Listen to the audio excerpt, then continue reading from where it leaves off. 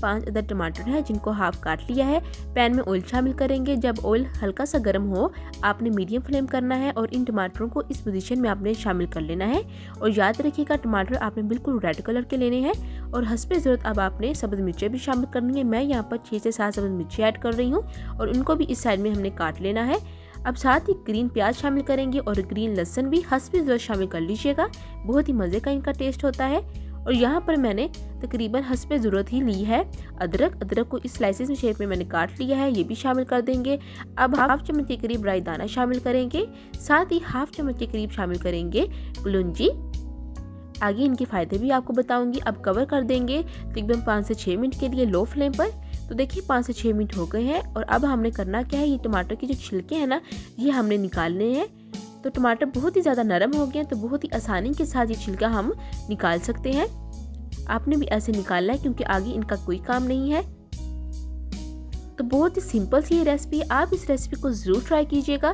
साथ ही इस पॉइंट पर अगर आप मेरे चैनल पर न्यू हैं और अभी तक मेरे चैनल को सब्सक्राइब नहीं किया तो आपसे गुजारिश है कि जल्दी से मेरे चैनल को सब्सक्राइब कर लें। बेल आइकन के बटन को दबाना मत भूलिएगा। आपका बेहद शुक्रिया। अब आपने 2 से 3 मिनट के लिए हाई फ्लेम पर इनको कुक करना है, यानी कि फ्राई करना है। बहुत ही अमेजिंग खुशबू भी आ रही है। तो देखिए 2 से 3 मिनट हो चुके हैं। अब आपने स्ट्रेनर की मदद से इनको निकाल लेना है। और यहाँ पर आपने एक बात का ध्यान रखना है कि टमाटरों को ना आपने बिल्कुल ही गलाना नहीं है, यानी कि ऑयल के अंदर मिक्स नहीं करना आपने। अब हम एक जूसर जग लेंगे और इसके अंदर इस अमेज़र को शामिल कर लेंगे जो हमने फ्राई किया है। और बाकी जो ऑयल बच जाए उसको भी आपने स्ट्रेनर की मदद से छान लेना है। उसका आगे क्या करना है ये भी आपको बताऊंगी। अब इसके अंदर हम शामिल करेंगे हस्बे ज़रूरत हरा धनिया और पुदीना। तो यहाँ पर मैंने तकरीबन 1 गुट्ठी शामिल की है। अब यहाँ पर हम हाफ कप के करीब दही शामिल करेंगे। पानी नहीं आपने शामिल करना। ये देखें हाफ कप मैंने ना दही साइड पे रख ली है। अब हम कवर कर देंगे और इसको अच्छे से ग्राइंड करेंगे। हल्का हल्का आपने ग्राइंड करना है। और जब आपको लगे ग्राइंड नहीं हो रहा थोड़ा सा बीच में चम्मच हिला लीजिएगा तो बहुत ही आसानी के साथ ग्राइंड हो जाएगा। ये देखिए माशाल्लाह से कितनी अच्छी लुक आ रही है। तो अब यहाँ पर हमारी रेसिपी अभी कंप्लीट नहीं हुई है, आगे भी हमने काम करना है। तो सबसे पहले एक बाउल ले लेंगे और इस बाउल के अंदर तमाम चटनी जो है वो शामिल करेंगे। अच्छे से जो जग है वो साफ कर लेंगे।